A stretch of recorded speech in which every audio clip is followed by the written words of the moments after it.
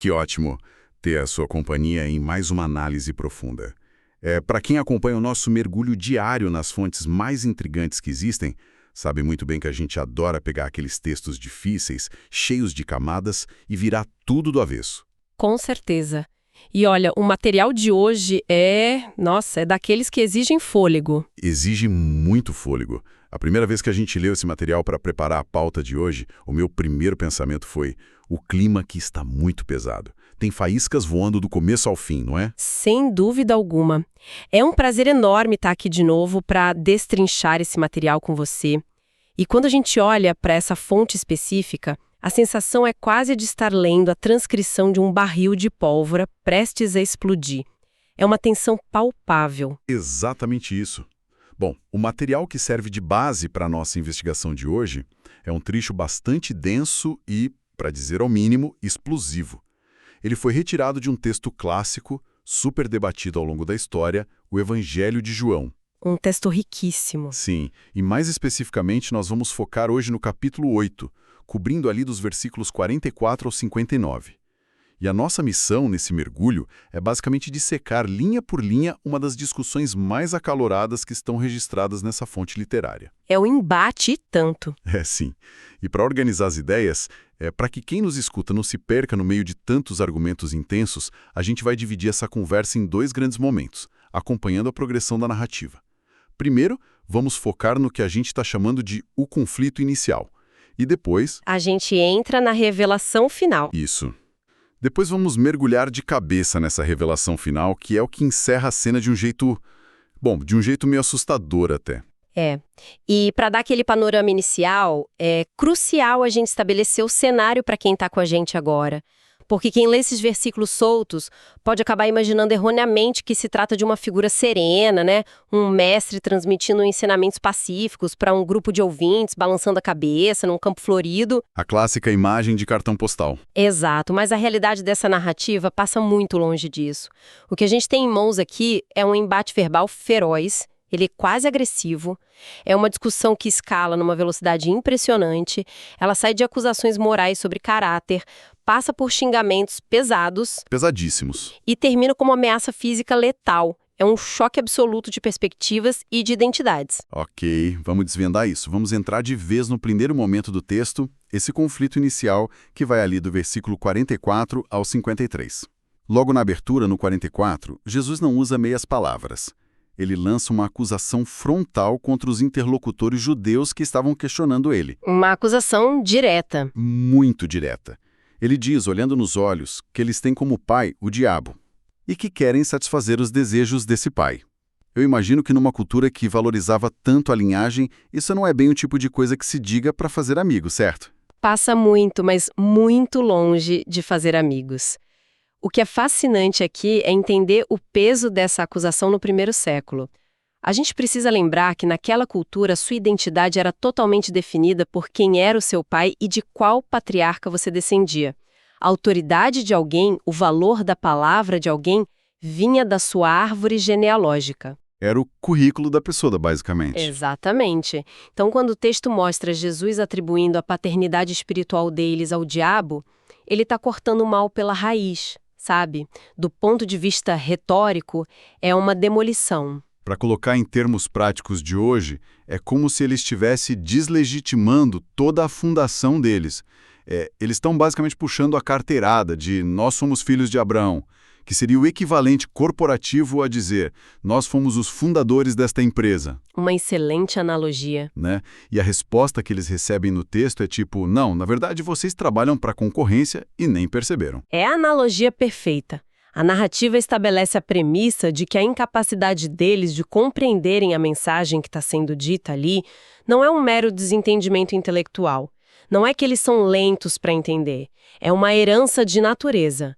Eles não compreendem porque a natureza deles é outra. E o texto não economiza nos adjetivos para descrever quem seria esse pai da concorrência, né? Não mesmo, ele detalha muito bem. A fonte chama essa entidade de homicida desde o princípio e afirma que não há verdade nele. Chega a cravar que, quando ele mente, fala do que lhe é próprio porque é mentiroso e pai da mentira. E logo em seguida, nos versículos 45 a 47, Jesus traça um contraste com a própria identidade. Um contraste bem nítido. Sim, ele diz que justamente porque ele diz a verdade, eles não acreditam. Ele chega a desafiar: quem de vocês pode me convencer de pecado? E a conclusão a que a narrativa chega é muito cortante.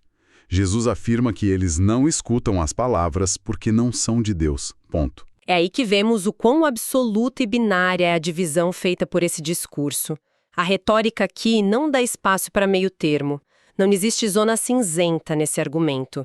Escutar as palavras é a prova incontestável de pertencer a Deus. E a recusa em escutar é a prova definitiva de pertencer ao lado oposto. O texto amarra a percepção da verdade diretamente à linhagem espiritual de quem está ouvindo. Mas a conversa não para por aí porque a resposta que vem em seguida, olha, muda as regras do jogo. A retaliação vem muito forte no versículo 48. Eles não recuam, eles partem para o contra-ataque lançando duas acusações muito pesadas contra Jesus. Eles dizem: não dizemos nós bem que és samaritano e que tens demônio? Ou seja, eles devolvem a acusação na mesma moeda. E que moeda, viu? A gente precisa pausar aqui para entender isso. Chamar alguém de samaritano naquele contexto não era de forma alguma apenas um descritor geográfico. Era uma ofensa carregada de séculos de ódio étnico e religioso. Os samaritanos eram vistos como traidores da pureza cultural, pessoas que haviam se misturado com os impérios conquistadores e que ainda por cima construíram um templo rival. Nossa! É quase como chamar alguém de herege e traidor da pátria na mesma frase, num fôlego só. Exatamente isso. É uma tentativa de aniquilar completamente a credibilidade do interlocutor. E a segunda parte da ofensa, o tens, demônio, serve para deslegitimar a sanidade de quem está falando. É aquela tática clássica do embate retórico. Se eu não consigo ou se eu não quero lidar com o peso do seu argumento, o que eu faço? Você ataca a pessoa. Isso. Eu desqualifico a sua sanidade intelectual e a sua pureza moral. Eu simplesmente digo que você tá louco, que você tá possuído, e assim eu não preciso responder à sua lógica. E a forma como o texto lida com essa ofensa dupla é muito curiosa. Porque nos versículos 49 a 51, Jesus simplesmente nega a parte do demônio de forma muito calma. Eu não tenho demônio. Ele reafirma que honra o Pai e que não busca a própria glória. Mas então, bem no meio desse fogo cruzado de ofensas, ele solta uma promessa que soa completamente alienígena para quem está ouvindo ali. Uma quebra total de expectativa. Total. Ele diz: se um homem guardar a minha palavra, nunca verá a morte. Essa frase é o pivô de toda a tensão que se segue. Até aqui, eles estavam brigando sobre o passado, sobre linhagem, sobre quem é filho de quem. De repente, a narrativa introduz uma promessa que simplesmente ignora as leis da biologia humana. É um salto gigantesco no escopo da conversa. E a reação deles mostra bem o impacto desse salto. Nos versículos 52 e 53, para eles, essa promessa é a prova cabal de que a acusação de loucura estava certíssima. Eles basicamente dizem: agora temos certeza de que você tem demônio, porque o argumento deles é muito prático, muito tátil. Eles jogam na mesa os grandes nomes da história, a realidade palpável. Eles dizem: morreu Abraão e os profetas. A evidência empírica deles. Exato. Ou seja, as maiores figuras da humanidade morreram. A morte pegou todo mundo, até os mais santos. Então, como alguém que ouve uma palavra simplesmente nunca vai morrer? Que maluquice é essa? Se conectarmos isso a um contexto maior, o que estamos testemunhando nesse diálogo é um caso clássico e extremo de dissonância cognitiva. Temos duas partes operando em frequências completamente distintas. A plateia ali está ancorada numa lógica estritamente material e histórica. Eles olham para trás e o que eles veem? Vêm túmulos. Abraão morreu. Os profetas morreram. É o fato histórico indiscutível para eles. Claro, é a biologia batendo na porta de todo mundo. A realidade nua e crua. Sim, mas o discurso que está sendo apresentado a eles introduz um paradigma onde a morte física não é a palavra final. Na verdade, ela nem sequer é o foco principal da afirmação. É uma dissonância absurda. Pensa bem, como a mente humana processa alguém oferecendo imortalidade quando os maiores heróis da sua história já viraram pó. Essa incapacidade de reconciliar o fato biológico com a promessa transcendental é o que faz a pressão da panela subir de vez. É por isso que a pergunta que eles fazem logo em seguida soa como um misto de indignação profunda e deboche. Eles perguntam: és tu maior do que o nosso pai Abraão, que morreu? Quem pretende ser tu? Dá para sentir o tom de afronta. Eles querem saber com que autoridade ele acha que pode reescrever as regras da vida e da morte. E é essa pergunta específica, o quem pretende ser tu, que força a transição da narrativa. Ela exige uma resposta definitiva. Acabaram as metáforas sobre paternidade, agora é sobre identidade nuclear. Aqui é onde a coisa fica realmente interessante, porque nós entramos no segundo grande momento do nosso mergulho, a revelação final. Isso abrange os versículos 54 ao 59. A resposta para essa pergunta do quem é você toca direto na questão de intimidade e conhecimento profundo. Jesus responde ali nos versículos 54 e 55 que não está se autoglorificando. Ele afirma que quem o honra é o Pai, mas aí ele dá uma estocada genial no argumento deles. Ele diz que esse Pai que o honra é o mesmo que aqueles interlocutores chamam de vosso Deus. Uma contradição brutal sendo exposta à luz do dia. Totalmente brutal. Ele diz: vocês dizem que ele é o Deus de vocês, mas vocês não o conhecem. É um tapa na cara. E em contrapartida, Jesus afirma que o conhece de forma tão íntima que se ele dissesse o contrário para agradar a plateia, ele seria um mentiroso igual a eles. A narrativa constrói aqui uma ironia teológica fortíssima. A plateia reivindica uma conexão baseada em cultura, naquela coisa de dizer, é o nosso Deus porque nós nascemos aqui, faz parte da nossa nação, e o texto argumenta que essa reivindicação é completamente oca. O conhecimento que Jesus afirma ter ali não é apenas um acúmulo de informação religiosa ou de rituais, é um alinhamento total de identidade. E dizer o contrário seria compactuar com o domínio da mentira que ele tinha acabado de condenar lá no início do debate. E como se confrontar o conhecimento religioso dessa liderança não bastasse para causar um alvoroço, a fonte traz à tona um detalhe que deve ter dado um nó na cabeça de todo mundo que estava ali ouvindo. No versículo 56, ele volta a falar da figura intocável de Abraão, mas de um jeito completamente impensável para a época.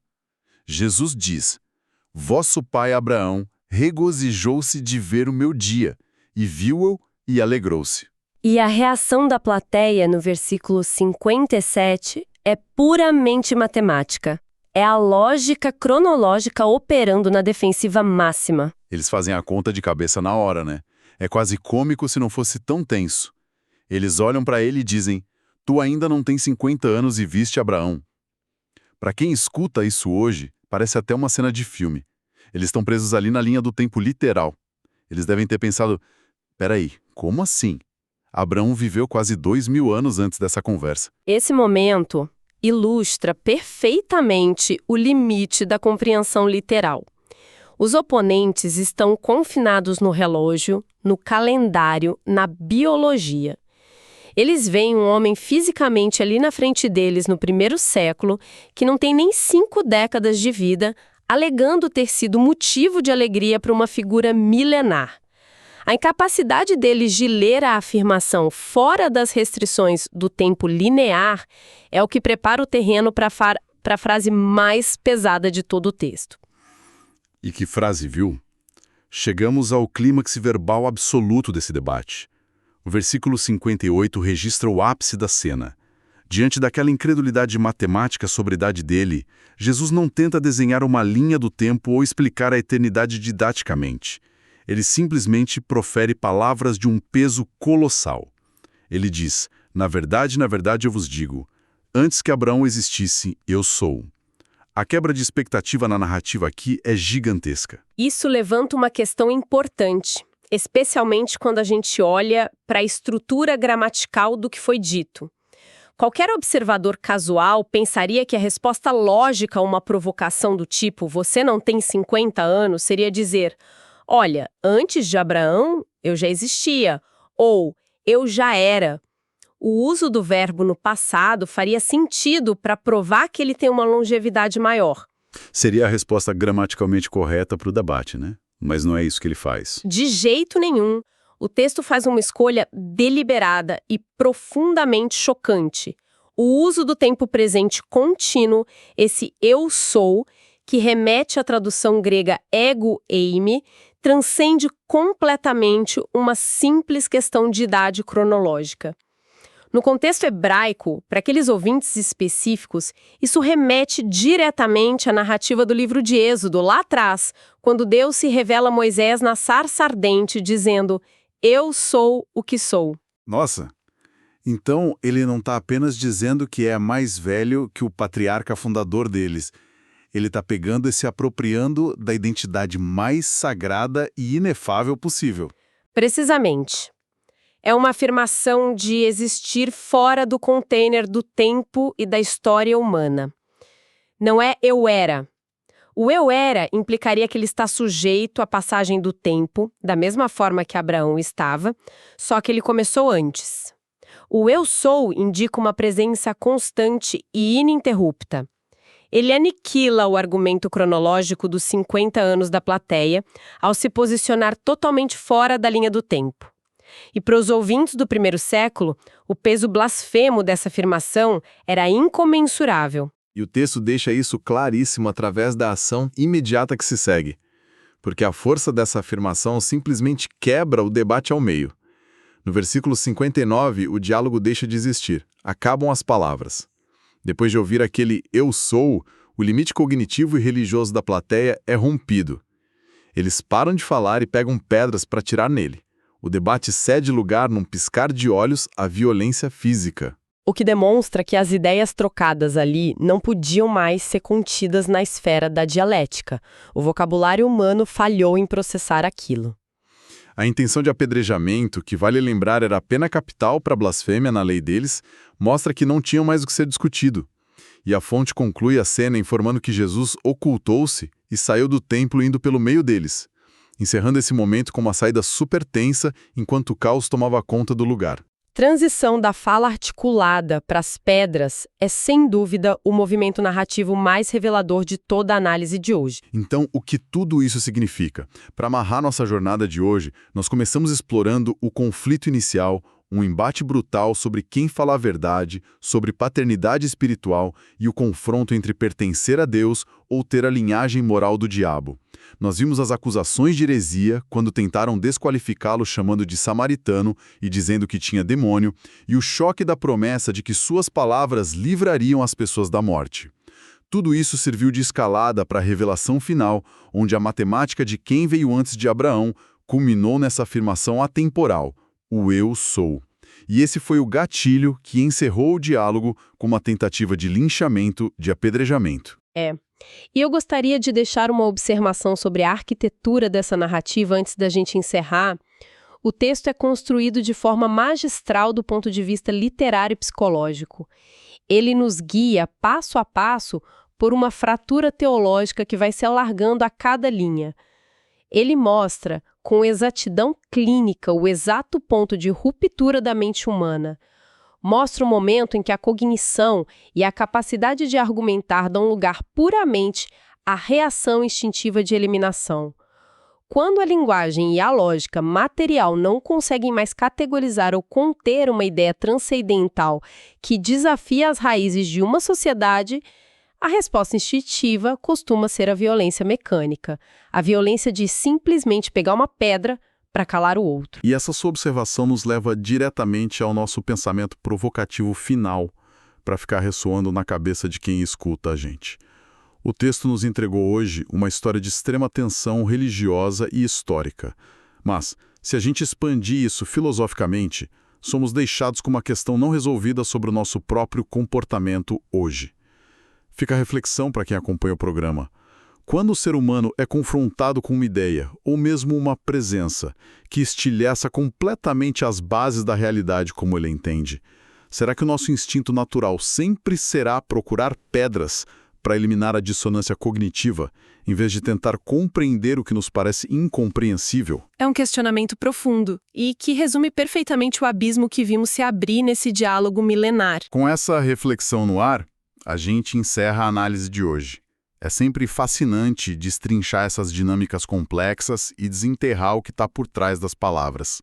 E nós esperamos que esse mergulho tenha trazido perspectivas novas para quem acompanha a gente. Continuem questionando, continuem lendo nas entrelinhas e até a próxima exploração.